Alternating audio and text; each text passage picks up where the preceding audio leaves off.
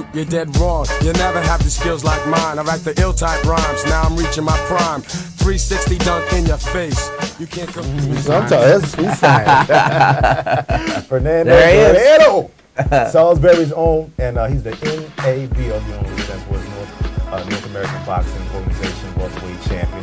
18-0, 15 knockouts. He had a second-round knockout. This fight was at the Civic Center in Salisbury against Michael Walker, and this fight was televised on Showtime. His second fight on Showtime. But this guy right here, again, like I mentioned, talking about taking it to the next level. He just signed with Floyd Mayweather's management, Al Heyman, which is gonna, again, that's probably the last time he's gonna fight in this area. In all likelihood, he's going to start fighting in Vegas and Atlantic City and taking it to the major venues. And I love my southpaw. You can see the body; he's chiseled. You know what I mean? And my man laying flat on his face. That's how he puts it down. He's going for the knockout. He's not messing around. Yeah. So he's the real deal. So big shout to Fernando. Can he take a hit? Well, he hadn't been hit yet. So you know what I mean. That wears me. Oh yeah. Time will tell. Because he's going to crack that top 20.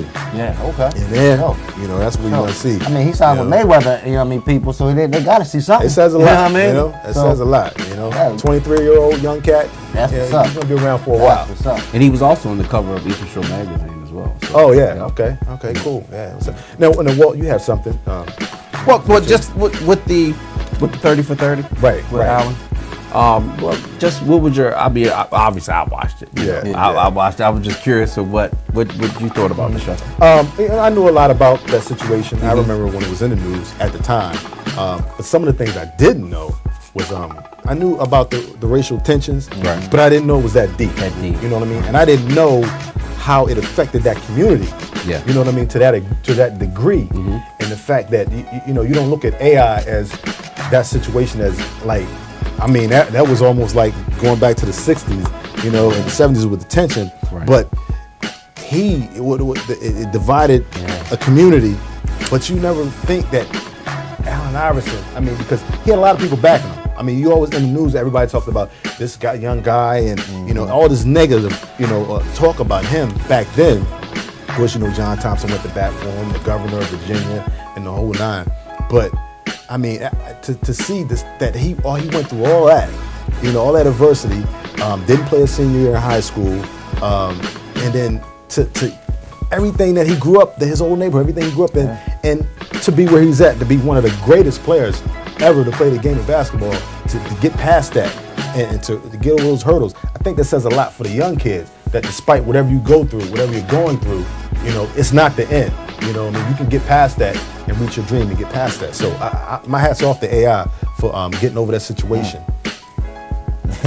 Wow, you took that, D. I mean, I don't even know what to say after that. That was good, I was daydreaming like, what? But man, I mean, to me, it was one of those things where I enjoyed the piece. My man did a great job. Great job. What was the name again? Steve James. Steve James, He also did Hoop Dreams. And if anybody hasn't seen Hoop Dreams, you have to watch that DVD. Especially if you're a parent and you think your child can really play hoops and they're really good, you need to watch that and see just how the system chews and spits out children. So at the end of the day, it's not sports. Tone it down a little bit, because as coaches and the system itself chews and spits kids out. Hoop Dreams, you got to get that. And real quick, your thought. What you have any quick thoughts on that? I mean, wrap it up real quick. To me, I just thought that Allen did something wrong. I think that obviously he did something wrong, but he did that after being called the N-word, and I think he responded probably the way most, a lot of people would have. I wouldn't have acted, especially as a teenager, calmly either, if that happened to me. But what I think what happened was the judge and the DA, wanted to make an example out of him, out of Allen, and then they wanted for their own good, and that's how I think the situation was just taken totally further than it was. Should he have been disciplined in some manner? Absolutely, but the charge that they gave him was just, in my opinion, preposterous. Oh yeah, it was totally overblown. Right. And I think at the end of the day, what Allen represents is the fact that in today's society, especially black men, in order to be portrayed as a success, you're asked to do away with certain people, you know, that's been with you when you didn't have anything. You know, that person or persons may dress differently or talk differently. And the society doesn't, you know, think that those are the kind of people that you should be with.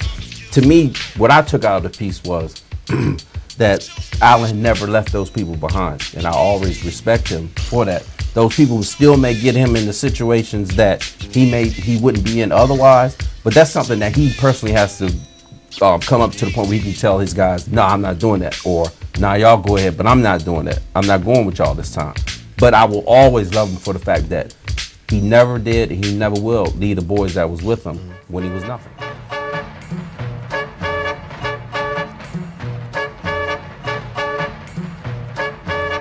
Yo, Duke, you're dead wrong. You never have the skills like mine. I write the ill type rhymes. Now I'm reaching my prime. 360 dunk in your face. You can't compete. You're just a basket case. Let's separate the men from the boys and put your money where your